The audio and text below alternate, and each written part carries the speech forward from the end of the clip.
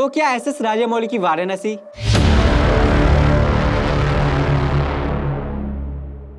रणवीर कपूर की रामायण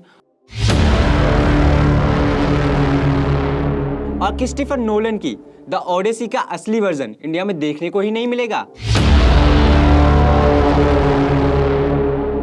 आसान भाषा में कहें तो एस राजामौली की वाराणसी, रणवीर कपूर की रामायण और क्रिस्टोफर नोलन की द ओडेसी देखने में आपको बिल्कुल मजा नहीं आएगा। तो आप हैरान मत होना। और अगर मैं ऐसा कह रहा हूं तो हवा में नहीं कह रहा। आप मुझे 3 से 4 मिनट दीजिए, मैं इसके पीछे की वजह डिटेल में बताता हूं। सीधी सी बात है, हम फिल्में किस लिए देखते हैं? होंगे आपके पास बहुत सारे रीजंस। उनमें से एक रीजन तो ये होगा कि हम इंटरटेन होना चाहते हैं। जाहिर सी बात है, 500,000 रुपए खर्च कर अगर वो भी ना मिले तो फिर क्या ही फायदा। और वहीं अगर राजामौली और नोलन की फिल्में देखने में भी मजा ना आए तो इसमें भी क्या ही फायदा। देखिए, क्रिस्टोफर नोलन की द ओडेसी के ट्रेलर ने आते ही हर किसी का ध्यान अपनी तरफ खींच लिया है।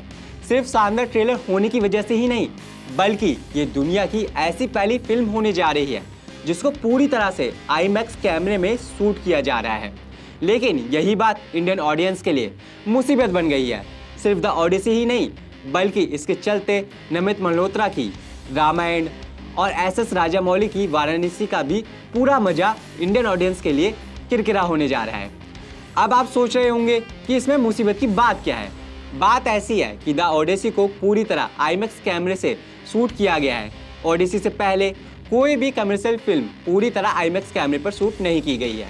हालांकि इंटरस्टेलर, द डार्क नाइट्स, डंक्रिक और टीनेट जैसी फिल्मों के कई सीन्स को आईमैक्स कैमरे से शूट किया गया है, लेकिन द ओडेसी के अलावा किसी और दूसरी फिल्म को पूरी तरह आईमैक्स पर अभी तक शूट नहीं कर पाने का रीज़न ये रहा कि आईमैक्स कैमरे बहुत बड़े होते हैं और सीन्स को शूट करते वक्त काफ़ी शोर भी करते हैं, जिससे सीन्स में चल रहे डायलॉग सही से रिकॉर्ड नहीं हो पाते हैं। लेकिन क्रिस्टोफर नोलन ने आईमैक्स को इस समस्या को ठीक करने को कहा था, जिसके बाद आईमैक्स ने 4 नए कैमरे बनाए, जिनके साथ द ओडेसी को पूरी तरह यानी 100% आईमैक्स फिल्म पर शूट किया गया है।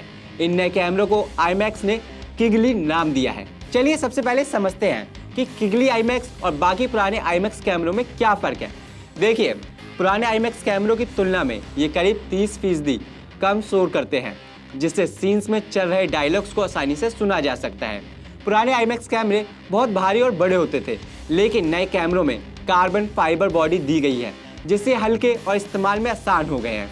इसके अलावा किगली आईमैक्स में डिजिटल डिस्प्ले और मॉनिटरिंग सिस्टम भी है, जिससे शूटिंग के वक्त ज़रूरी जानकारी सीधे कैमरे पर मिल जाती है। खास बात यह है कि ये अभी भी असली 65 mm फिल्म पर शूट करता है, जो डिजिटल कैमरे से अलग और ज़्यादा सिनेमैटिक लुक देता है। अमूमन आईमैक्स में 2 मेन एस्पेक्ट रेशियोज होते हैं। पहला 1.43:1 एस्पेक्ट, जिसे सबसे ऊंचा और बड़ा माना जाता है, जिसमें स्क्रीन काफ़ी लंबी दिखाई देती है और एक्सपीरियंस बहुत ज़्यादा इम्प्रेसिव होता है। किगली आईमैक्स कैमरे इसी एस्पेक्ट पर शूट करते हैं। हालांकि पूरी दुनिया में इसका इस्तेमाल सिर्फ कुछ चुनिंदा आईमैक्स थिएटर्स में होता है, जहां खास डुअल लेज़र या 70 mm प्रोजेक्टर लगे होते हैं, और ऐसे थिएटर दुनिया भर में बहुत कम है। वहीं दूसरा एस्पेक्ट 1.90:1 का है, जो आज के ज़्यादातर आईमैक्स डिजिटल थिएटर्स में इस्तेमाल होता है, जो सामान्य सिनेमाघरों की तुलना में कुछ ज़्यादा ऊंचा और बेहतर देखने का एक्सपीरियंस देता है, लेकिन 1.43:1 जितना अच्छा नहीं होता है। खासकर नोलन जैसे फिल्म मेकर पहली स्क्रीन के लिए ही अपनी फिल्में बनाते हैं। देखा जाए तो इंडिया में पहला रेशियो यानी 1.43:1 का सिर्फ एक थिएटर है, वो भी अहमदाबाद में। अब ऐसे में तो हर कोई द ओडेसी को देखने के लिए उस थिएटर में तो नहीं जा सकता। हालांकि दूसरे रेशियो पर इंडिया में लगभग 30 थिएटर्स हैं, फिर भी ये काफ़ी नहीं है। चलिए एक बार को मान लिया कि हॉलीवुड की फिल्म है, जिस वजह से इंडिया में हर कोई इसको देखने के लिए एक्साइटेड नहीं होगा, ना ही थिएटर में देखने जाएगा, लेकिन फिर भी कई लोग इसको आईमैक्स के एक्सपीरियंस के लिए देखने ज़रूर जाएंगे। चलिए एक बार को मान लेते हैं कि वो लोग इन 31 थिएटर्स में फिल्म का मजा ले लेंगे। फिर नमित मल्होत्रा की रामायण, जो सिर्फ आईमैक्स के लिए बनाई गई है, या फिर एस राजामौली की फिल्म वाराणसी, जो 2027 में आने वाली है, उसको भी आईमैक्स के लिए ही बनाया गया है। उनका क्या? ये तो पक्का है कि इन फिल्मों को सिनेमा लवर्स के अलावा आम जनता भी देखने वाली है। अब ऐसे में रामायण और वाराणसी जैसी इंडिया की सबसे बड़ी फिल्मों का मजा लोग पूरी तरह कैसे ले पाएंगे।